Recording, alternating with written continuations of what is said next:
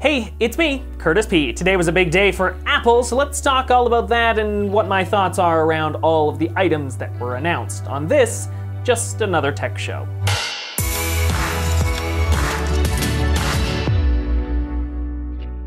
So if you didn't already know, Apple announced 3 new versions of the iPhone today, along with an Apple Watch. So those were really the only big updates, RIP AirPower. So I'm gonna run through all of them here and basically tell you all the specs and stuff like that, and then my opinion on each one of them. Starting with what I consider to be the biggest announcement at this event was the brand new Apple Watch Series number 4. The new watches have a brand new larger display with curved corners, very similar to the iPhone here, and there's even a brand new watch face that shows off a bunch of different complications to take advantage of that larger display. Along with that, Apple updated the different complications on the watch, and they even updated older watch faces like the modular watch face to better fit inside of this watch. There was also 3 new Breathe watch faces. If you're a big fan of those breathing exercises, those are now included. 3 new interesting new dynamic watch faces, which are fire, water, and vapor. The digital crown now has haptic feedback. The back of the watch has a ceramic cover. One of the big new announcements around this thing was the heart rate monitor built in. So now it has the ability to alert you if you have a low heart rate or a strange heartbeat sort of back and forth. The other big thing here is the built-in ECG monitor. This is the first time in a consumer device. The watch will be able to measure your electrical heart condition using the back sensors on the watch and by also placing your finger on the digital crown. And the cool thing here is it's all FDA approved. Though it looks like this might only be for US customers at this time, so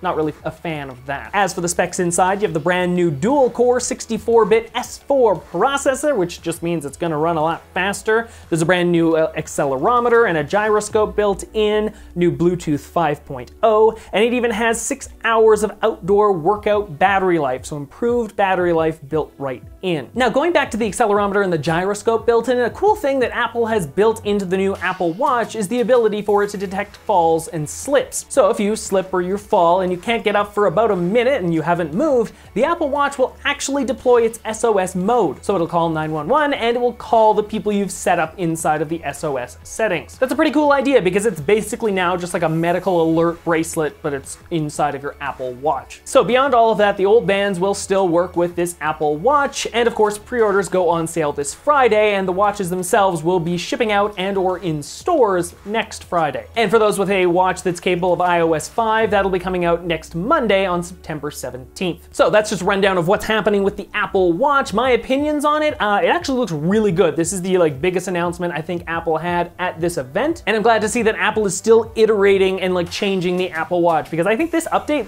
looks great. This is probably one of the biggest updates to the Apple Watch since it was originally announced. So pluses to Apple all around. I hope they bring some of that heart rate related stuff and tracking to the rest of the world. Maybe they are, maybe I just heard that incorrectly, but it would be awesome to have all of that on all of the Apple Watches, no matter where you are. So as someone who currently sports the Apple Watch Series 0, the very first generation they ever released, I'm definitely going to be upgrading. All right, moving on. That's probably the biggest topic we got to talk about because it's the biggest one that Apple announced. The second one here, the new iPhones, not as much of an interesting topic to talk about here. So we have the brand new iPhone XS, or XS. Yeah, that's what it's called. It's the XS, not tennis, it's the XS. Yeah, XS. And then there's the XS Max, not the Plus. Don't call it Plus, it's Max. So these two brand new phones actually share a lot in common, which is really nice to see. They have similar internals, and really the only big differentiating factor here is the screen size and the battery life. They both come in the space gray, silver, and gold options now. They have the A12 processor built inside, which can actually launch apps up to 30% faster, which is awesome to see. The cameras inside, there's 2 12-megapixel dual cameras on the back, but the front facing is only a 7-megapixel. But those cameras are capable of a brand new smart HDR feature with the ability to adjust depth of field in portrait photos. And for those taking video, you now get stereo audio, which is quite nice. The phones will come in their 64, 256, and 512 gigabytes of storage, which is crazy. That's the first time we've seen an iPhone with half a terabyte inside. They'll start at $999 for the XS and $1,099 for the the XS Max. There'll be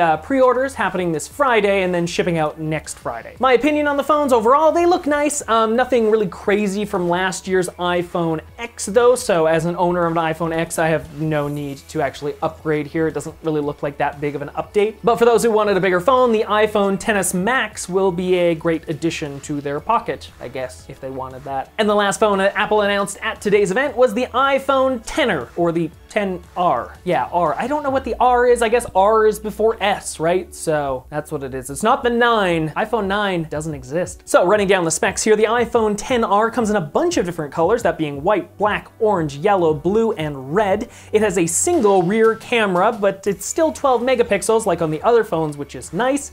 On the front, you'll see the 6.1-inch LCD display, and it doesn't actually support 3D touch. But Apple has worked in a way that they call haptic touch, which is basically like you long press on the screen and the haptic motor just makes a little vibration. So basically the same thing, it just can't sense your actual pressure on the phone. Inside, it still has the A12 processor. It can do actual portrait mode with the back camera, which is quite a nice feature. It'll ship with 64, 128, or 256 gigs on the inside, and it starts at an asking price of $749. The downside here though, if you were thinking about picking one up right away, it doesn't actually go on sale for like another month. Pre-orders start on October 19th, and the actual sales will happen on October 26th. So if you want a cheaper iPhone XR, you're gonna have to wait a little bit. Overall, my thoughts on the phone, it looks actually really nice. If you were someone who really wanted the iPhone X but just couldn't quite afford it, this is the phone for you. Also, it comes in a bunch of colors. I don't know why Apple just doesn't bring that to the whole line. It would be amazing for them to do, but for right now, this is just kind of what we get. Otherwise, I think this is like the perfect phone for anyone, really. If you don't need like the best of the best, which is the iPhone XS, the iPhone XR, it's perfect for you. And personally, I wouldn't consider it to be like the budget iPhone.